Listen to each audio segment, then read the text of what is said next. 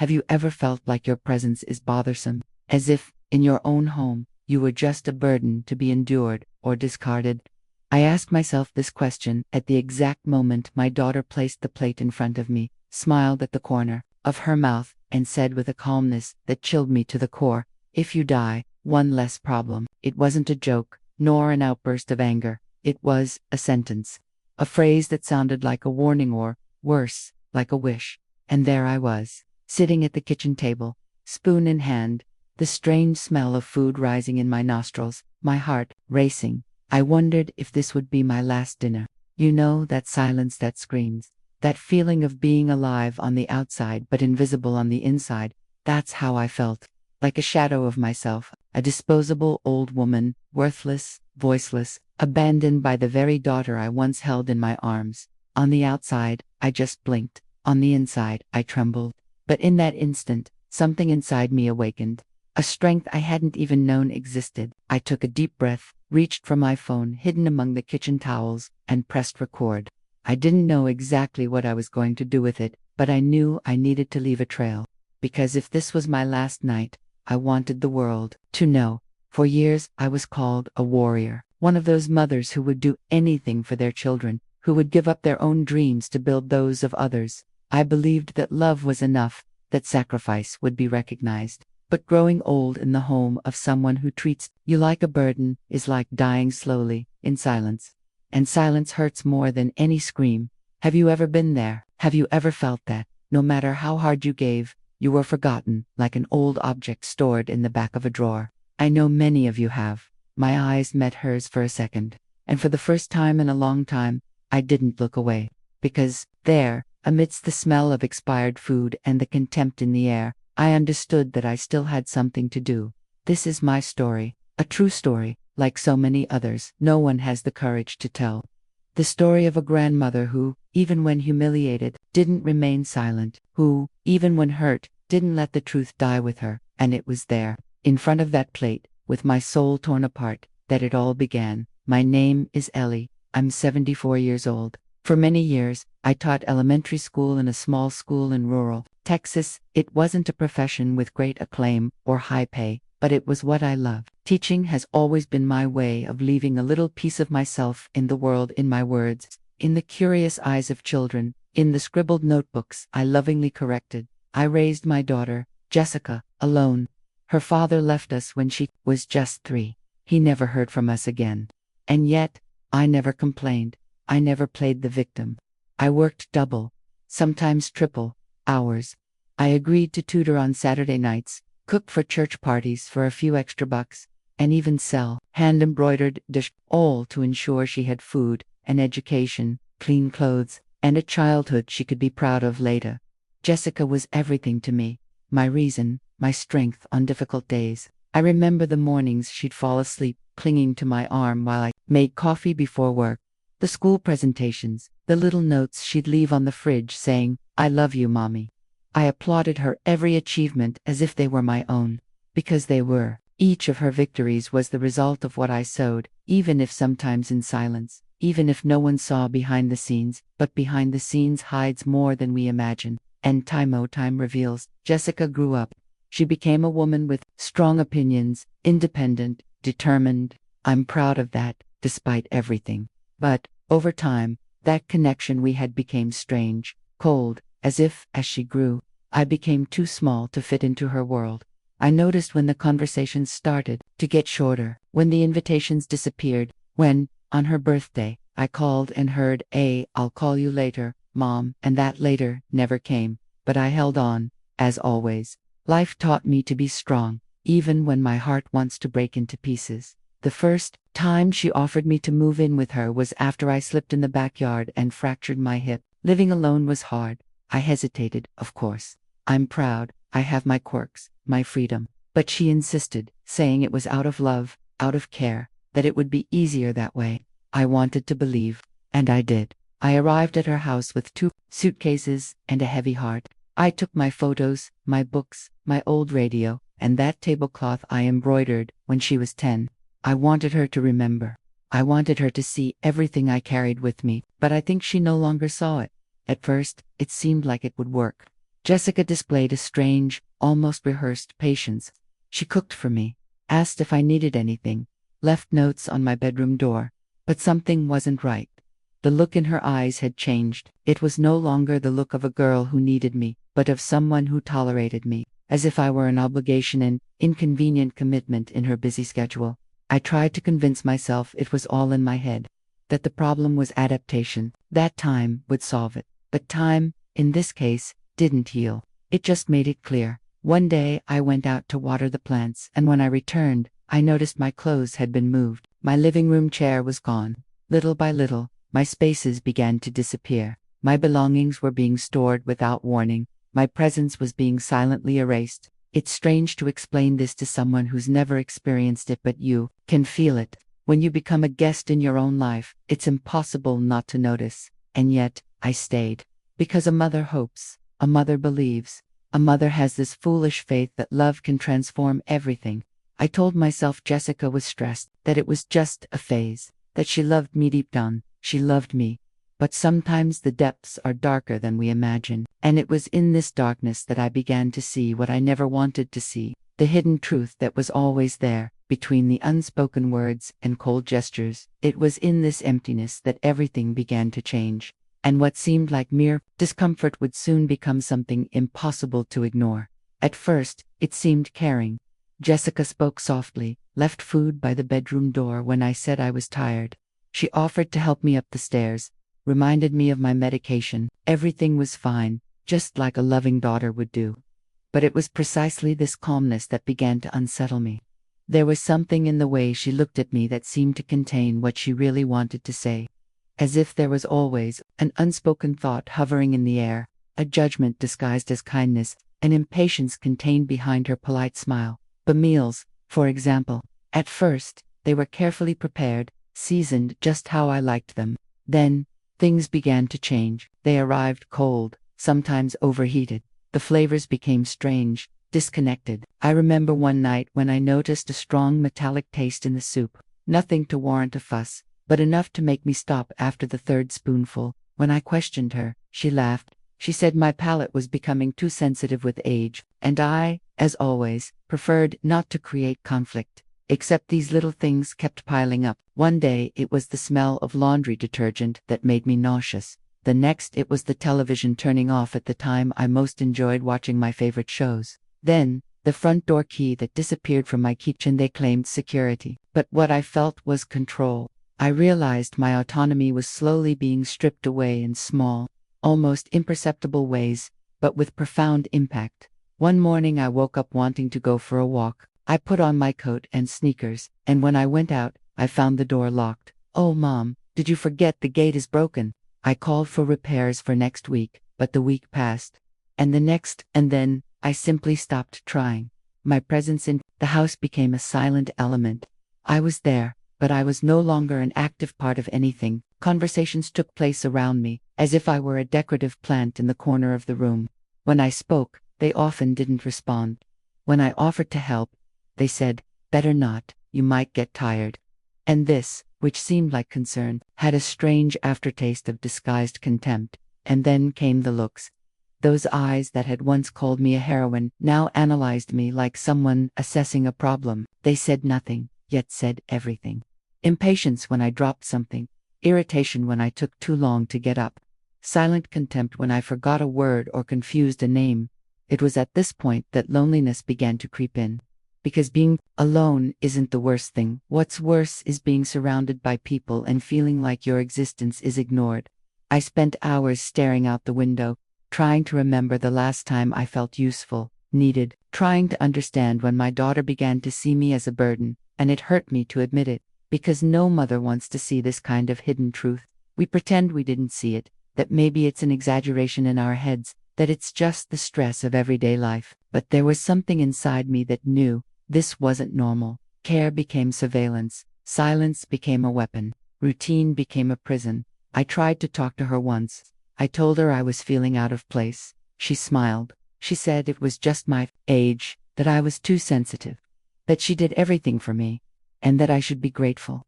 That sentence cut through me like a knife. You should be grateful.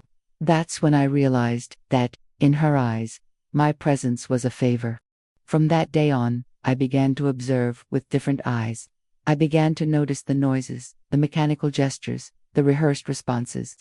I began to remember details, things that had gone unnoticed but now made sense, like the time Clara, my granddaughter, secretly offered me food and whispered, "I think this is safer, Grandma." I didn't question it, I just accepted it.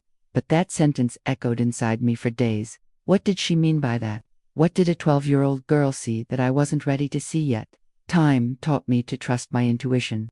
And there, something began to grow, an uncomfortable but real feeling. As if my story was taking a turn I could never have predicted. And, for the first time in a long time, I began to feel that transformation wouldn't be easy. But it was necessary. It was around this time that something changed, at least at first glance. Jessica started acting different, calmer, sweeter, even affectionate. She took me to the doctor for a routine checkup, bought me flowers on the way, and gave me a tight hug when we got home, something I hadn't done in months. She said she was sorry, that she felt she'd been harsh with me without realizing it, and that she wanted to try to improve. I didn't cry then, but inside, something softened. Hope has a way of slipping through the cracks, even when we've learned to protect ourselves from disappointment. In the days that followed, everything seemed different. She made pancakes for breakfast, invited me to watch an old movie together, and even complimented one of the stories I'd told Clara. She laughed. She genuinely did. She looked at me with the eyes of a daughter that completely disarmed me. I wanted to believe that maybe she was just overwhelmed, that my presence wasn't a burden, that living together required adjustments on both sides. Maybe, just maybe, there was still room for us to rebuild something. That's when she decided to cook my favorite meal, roast beef and potatoes, just the way she'd learned from me as a teenager. When she brought the dish to me, she smiled, said, "I tried so hard to remember how you used to make it," and held my hand tenderly. It was all so unexpected, so out of character recently, that my heart raced. I smiled back. I picked up the fork, and it wasn't until I took the first bite that something hit me. The taste, a strange bitterness, like metal mixed with old grease. I tried to hide it. I chewed slowly. She watched me. Her gaze was too calm. "Okay," she asked. I hesitated for a second. I told her it felt different. She laughed and said, "It must be your memory. You don't remember how you used to do it anymore." That got me. Not because of the joke, but because of the tone. There was a hidden layer to that sentence. Something between sarcasm and indifference. A kind of warning disguised as a joke. That night, I lay awake for hours. The dish, the taste, her gaze. It all played out in my head like a disjointed sequence of poorly edited scenes. The hidden truth was there, but still jumbled between fond memories and a desperate desire to believe it was all just a misunderstanding. But it wasn't just me. Clara was acting strange too. The girl who had previously stayed by my side started avoiding entering the room. When she did come, she always seemed alert, as if afraid of being overheard. Once, she handed me a small package of cookies and said, "Keep them, Grandma, in case you don't want to eat what she makes." That paralyzed me. How could a child carry so much discomfort inside her chest without anyone noticing? The pieces began to come together, slowly, like a puzzle where the images make sense long after you fit the shapes together. And as I began to see everything more clearly, a feeling of guilt washed over me. Not for myself, but for Clara, because, somehow, my granddaughter saw it all and carried alone the fear that something was very wrong. That's when I made a silent decision. I didn't talk to anyone. I didn't complain. I didn't make a fuss. I just started writing. I grabbed an old notebook, hidden among my books, and began jotting down every strange thing, everything they said, every dish with a questionable smell, every sharp look, every time the door was locked without explanation.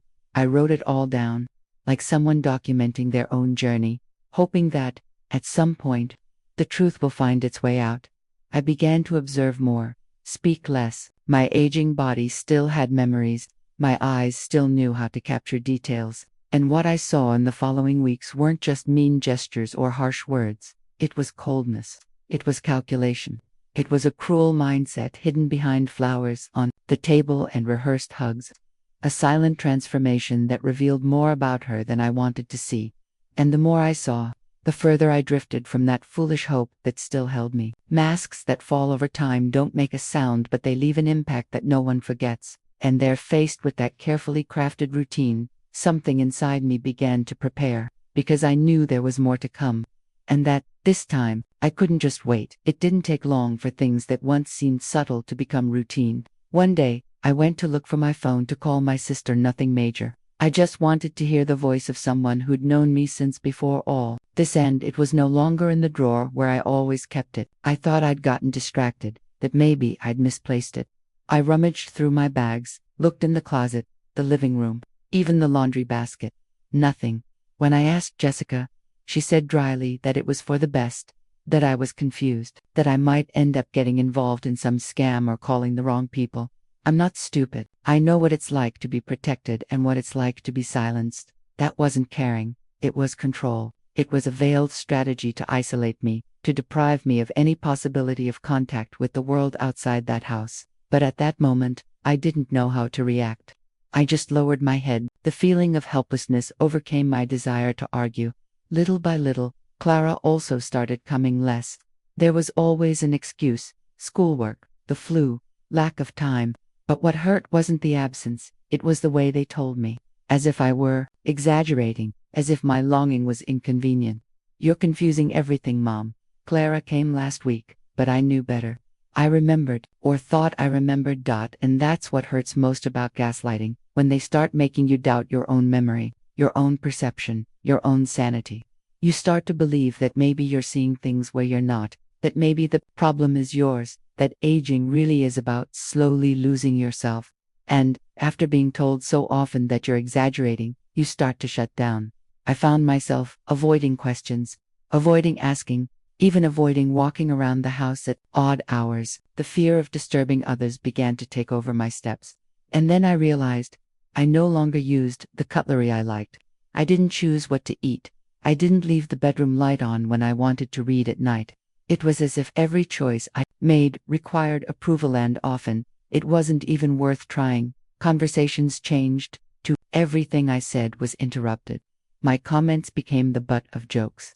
Sometimes, I'd notice Jessica exchanging glances with her husband when I started talking. A kind of silent communication, like saying, "There she goes again."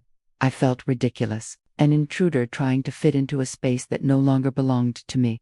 I began to observe everything more closely.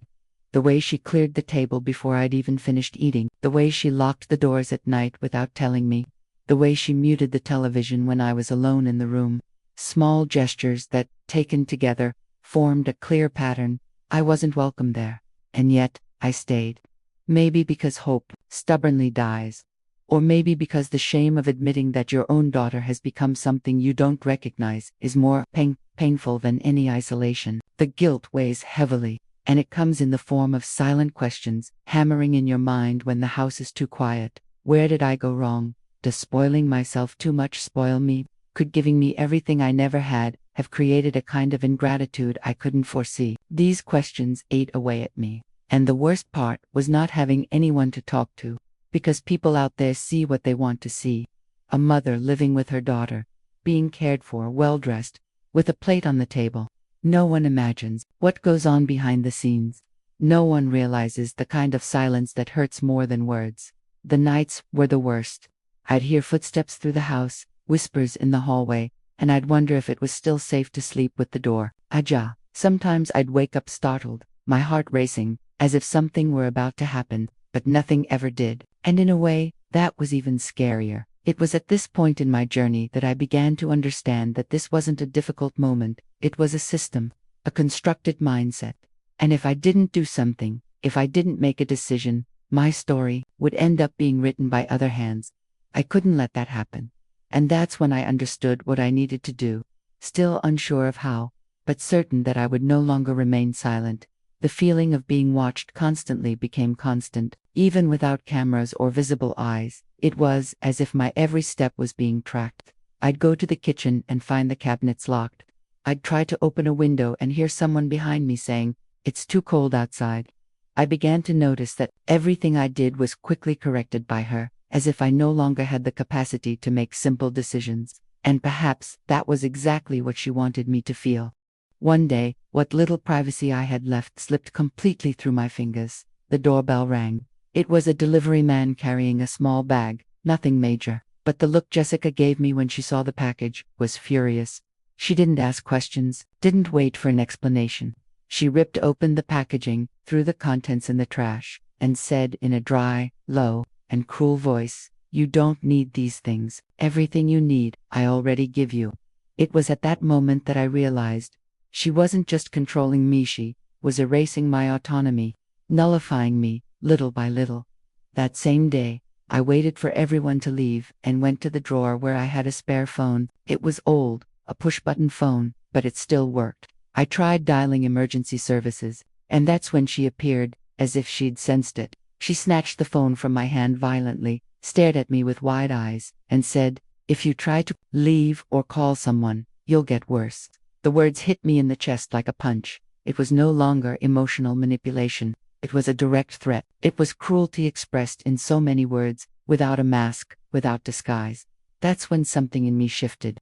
I didn't scream. I didn't cry. I didn't react the way she might have expected. I just took a deep breath, and for the first time, in a long time, I knew what I needed to do. Not to confront her, not to fight, but to leave a trail, to ensure that if anything happened to me, someone would know what was going on behind that beautiful house, with its well-tended garden and the practiced smiles in the photo on the bookshelf. I grabbed my old cell phone, the only one she hadn't found yet, and began using it strategically. I hid it among books, behind pillows, inside medicine boxes. I recorded audio, filmed conversations, documented the tone of her threats, the changes in her behavior, the suspicious dishes she served me. It became my diary. Not with written words, but with evidence. With each new recording, I felt like I was reclaiming a part of myself. It wasn't just about denouncing. It was about identity, about showing that I wasn't weak, that, despite my age, I could still recognize the hidden truth that often hides behind a false appearance of care. Clara noticed she'd always been smart. One Sunday afternoon, she casually came into the room and handed me a plastic bracelet. "It's just a gift, Grandma," she said, but inside was a tiny note. "Record everything. I trust you." That gave me strength, knowing that, even without understanding everything, my granddaughter saw what others didn't, gave me the courage I needed. Isolation no longer paralyzed me. Now I observed coldly. Her every gesture became more obvious, like when she pretended to be concerned about my diet, but mixed in old food scraps as if they were new, or when she called me senile in front of others to justify her coldness. It was a meticulous construction of a narrative where I was the problem, and she, the heroine. But what she didn't know was that I had already turned the tables, without shouting, without reacting as she expected. I was gathering what no one imagined, evidence, because when we lack physical strength, we still have our minds, and if there's one thing I've learned over the years, it's that the truth may take a while, but when it comes, it has an impact. It tears away the veil, destroys the mask, and reveals what many do everything to hide. And I knew the moment of revelation was approaching, that, at some point in the journey, the decisions she made so coldly would return, because there is a kind of justice you don't see in the courts, a silent but precise justice, and I was about to witness how this justice works, even in the stories no one wants to tell. I kept recording everything, not out of revenge, but out of dignity. Every word she said when she thought I wasn't listening. Every impatient sigh, every gesture disguised as care, that, in truth, hid contempt. It all became part of my silent archive. And do you know what hurt most? It wasn't what she did, it was the fact that I had to prove it, that I had to justify my pain, knowing that if I told anyone, they'd probably say I was exaggerating, that I was dramatic, that I was confused because of my age. But truth needs space. And if you've made it this far, listening to my story, perhaps you've felt the same pangs. Maybe something inside you reminded you of a similar situation, an old scene, a conversation that resonated with you, or maybe it's just pure indignation. And if something in this story has revolted you, leave your thoughts and experiences in the comments below. Share your perspective, your experience. Because when we write, we validate. When we speak, we stop carrying the burden alone. Every comment you leave here helps not only spread this message, it shows that stories like mine aren't invisible, that other voices deserve to be heard too. This channel exists for that, to give space to what many people keep quiet.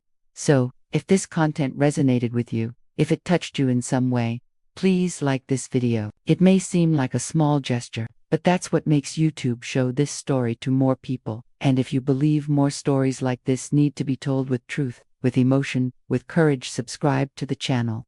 That's what keeps this journey alive, that strengthens this community of people who no longer accept silence as an answer. Because it's not just about me, it's about all of us. About every woman who's been called over the top, useless, a burden. About every mother who sacrificed everything and, in the end, had to fight just to keep her voice. And while the world outside continued as if nothing were happening, here inside, amidst memories, threats, and decisions, I knew a change was taking shape, that, even with my body tired, my mind was still my own, and that the time was coming to do something with everything I had stored away. I didn't know exactly what I hoped to achieve with those recordings, but one thing was certain: I wasn't going to let my story die in silence. I hid my cell phone among the kitchen towels, disguised among napkins no one else used. Each day, I left the device in a different corner, behind a rice bowl, inside a poorly closed cabinet, among old books on the shelf. I began recording entire conversations, even when she wasn't saying anything significant, because tone speaks volumes. The heavy silence, the impatient sighs, the words thrown with contempt, everything carried weight. Everything needed to be recorded. I remember the exact moment I recorded that phrase, as if it were now. I was sitting at the table, and she arrived with a plate covered with a cloth. "That's all we have for today," she said. The food smelled strange, a little sour, but what bothered me most was her gaze, a cold, distant look, as if she were no longer talking to a person, but to something that needed to get out of the way. When I asked what it was, she simply replied, "If it dies, one less problem." I didn't react. I didn't even take a deep breath. I just stared at her for a few seconds and smiled inwardly, because this time, everything was recorded. The speech, the dish, the way she watched me, waiting for my reaction. There was no denying it anymore. It wasn't fatigue. It wasn't stress. It was malice. It was a project of emotional and physical erasure. And I finally had proof. I put my phone away like someone keeping an old secret. I waited for the house to empty, went to my room, hid the video in a folder renamed after some random book, and prepared myself. I didn't know exactly what to do with it. I was afraid. Afraid she'd find it, that she'd delete everything, that no one would believe me. But fate has its own plans. And sometimes, when we can't act, it acts for us. Clara was my destiny at that moment. It was a sunny Saturday. I was in the garden, pretending to prune some plants that had been dead for months, just to escape the heavy atmosphere of the house. Clara went into the bedroom to get a book, found my cell phone on the bed. I'd gotten distracted and forgotten to put it away. Out of curiosity or intuition, watched the video. At 12, she already understood more than many adults. She didn't tell me anything that day. She just hugged me tightly, like she hadn't done in a long time, and whispered, "It's okay now, Grandma." It was only later that night, when the house was asleep, that she used her own cell phone to send the video to her uncle, a man who lived far away, but who somehow still had a thread of emotional connection to me. He received it, watched it, and the next day, before even breakfast, he showed up with 2 police officers at the door. Seeing him there, standing there, staring at his sister's daughter with a mixture of disappointment and fury, was like watching a movie I never would have dared imagine. Jessica tried to deny it, tried to laugh, tried to play the victim. She said I was delusional, that I had mental problems, that Clara was manipulable. But this time, the truth wasn't just in my words. It was in the recording, in the image, in the audio, in the tone. Everything she tried to hide came to light.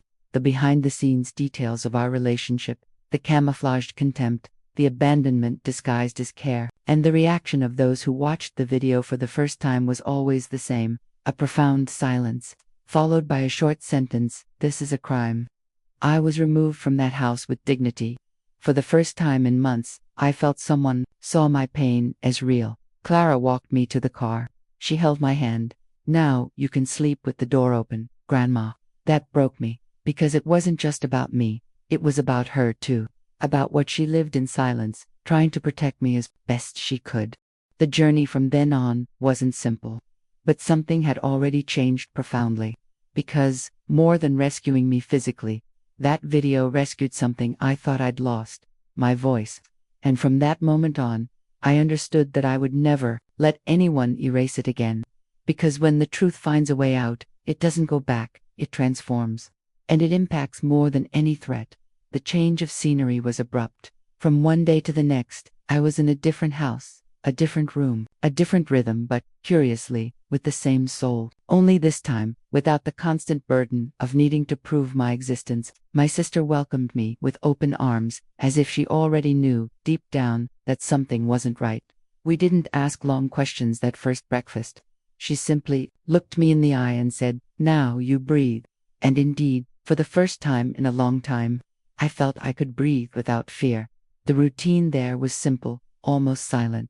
And there was beauty in that. I woke again to the sound of the radio playing oldies, the smell of fresh coffee wafting from the kitchen, and the morning light streaming through the window without asking permission. Things that seem small, but when you've lived so alert for so long, they become daily miracles. At first, my head still carried the noises of the past. It took me weeks to sleep without fear, to walk around the house without glancing over my shoulder, to leave the bedroom door open without a second thought. The body can escape a tense environment, but the mind takes time to understand that it is safe, and I respected that time, patiently, gently, as if I myself were retraining my soul to trust again. I started crocheting again, which seemed silly, but it reconnected me with an old part of myself that had been forgotten.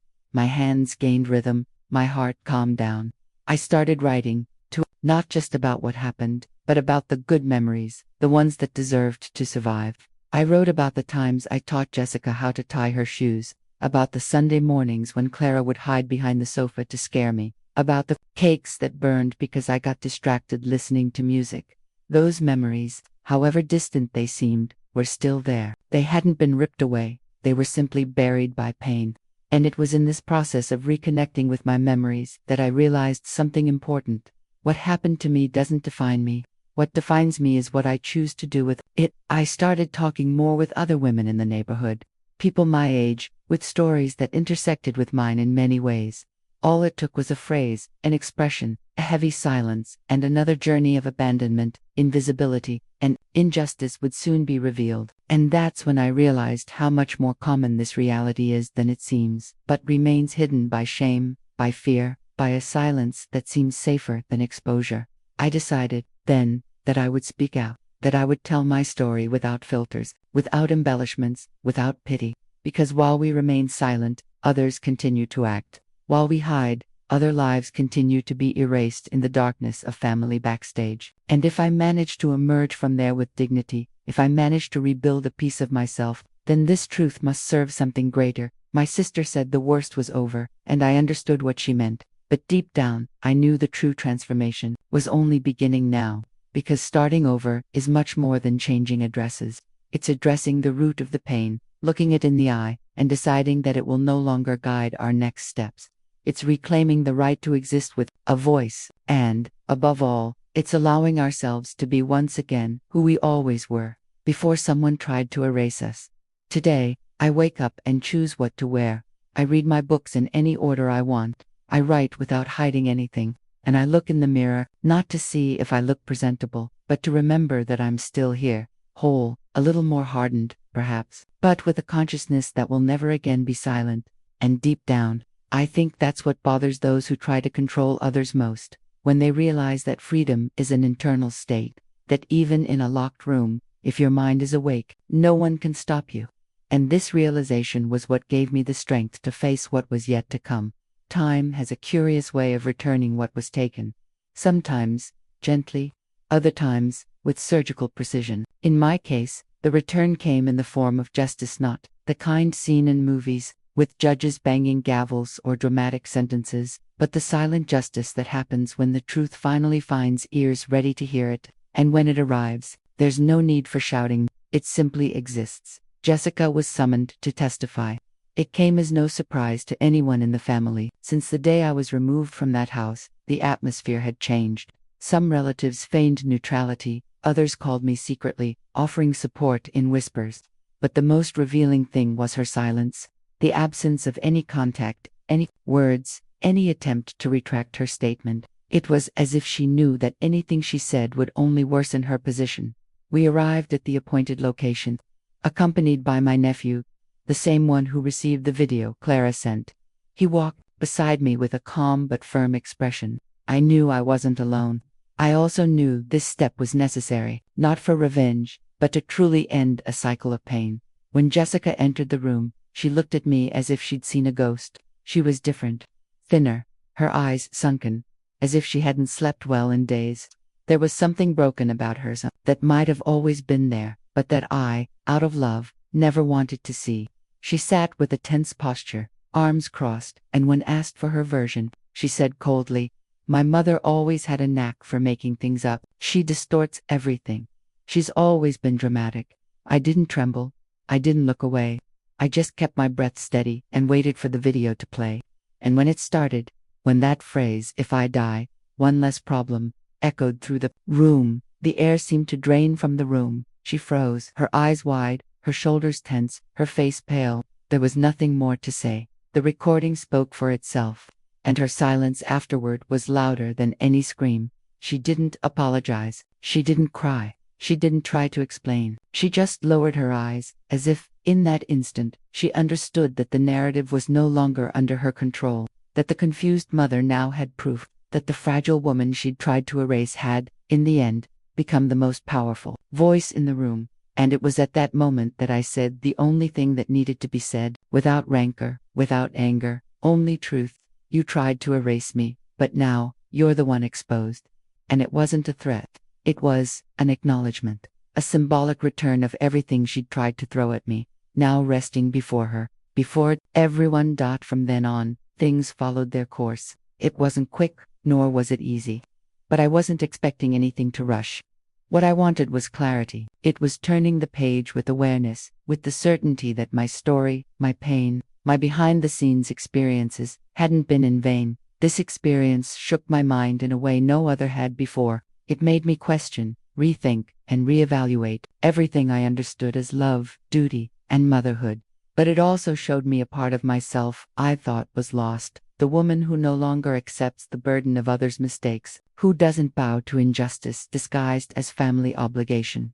This turning point wasn't just mine, it was Clara's too, because, seeing me rise, she learned that silence doesn't have to be eternal, that fear can be faced, that the truth, when revealed, has an impact that spans generations. And that's why, even after everything, even with the wounds still healing, I continue to tell this story, because it's not just mine. It belongs to so many other voices still trapped in homes no one sees, living journeys no one imagines. And if there's one thing time has taught me, it's that there's no pain that can't be transformed, there's no truth that can be buried forever, and there's no justice more powerful than the one that begins within us, when we decide we'll no longer accept living in silence. If there's one thing I've learned throughout this journey, it's that pain, when silenced for too long, begins to shape us from the inside out. It silences us out of fear, empties us out of shame, and accustoms us to accepting the unacceptable. But all it takes is a gesture, a small action, a recorded video hidden among dish towels, and everything can begin to change. Not because the pain ceases to exist, but because, when exposed, it ceases to be a silent prison and becomes a collective cry. I never thought my story would leave the walls of that house. I never thought anyone would care about what an old lady went through in the silence of her daily life. But the truth has a power we only understand when we see someone's eyes fill with tears upon hearing something you thought no one would ever understand. The truth connects, it heals, and, most of all, it frees. If someone has ever made you feel invisible, silent, or guilty, you are not alone. If you've ever been diminished within your own home, questioned about your own memory, silenced when you were just trying to exist, I understand, because I've been there, and I know how dark, lonely, and cruel it is. But I also know there is life after this. There is a new beginning, there is rebuilding, there is room for dignity, even after so much. The hidden truth of many families is the weight we carry without confessing, the pent-up anger we swallow to maintain peace. But it's not peace if it costs you your health, your joy, your identity. It's not love if it silences you. And it's not care if it makes you feel like a burden. The difference between protection and control is in the details. And when these details accumulate, they become a scream that can no longer be ignored.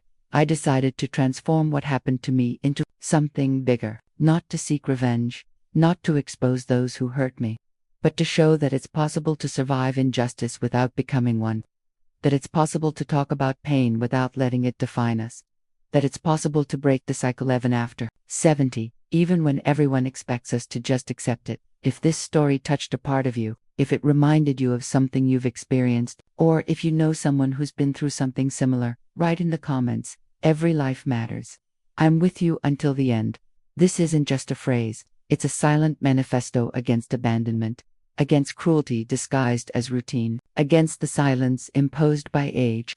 It's a way of saying, I see you. And sometimes, being seen is all someone needs to move on. Like this video if you believe real stories deserve to be told truthfully. Share it with someone who needs to hear it today. And subscribe to the channel to continue being part of this community that refuses to be silenced. Every click, every comment, every subscription is another life that understands it's not alone. It's another story that finds space to exist. My journey continues, and with it, so many others that still need to be told, because, unfortunately, this wasn't the only time a woman was treated as disposable within her own family. And you'll understand this in the next story, where a grandmother was prevented from seeing her own grandchildren, but what no one expected is that she already had a secret plan. If you've made it this far, it's because something inside you also felt this story, and that for me is worth everything. Because when we listen with our hearts, we recognize ourselves, and in that recognition, strength is born. If this video touched you in any way, leave a comment below. This message was for me. It's simple, but it's your way of saying you were with me until the end. And, more than that stories like this deserve to continue being told.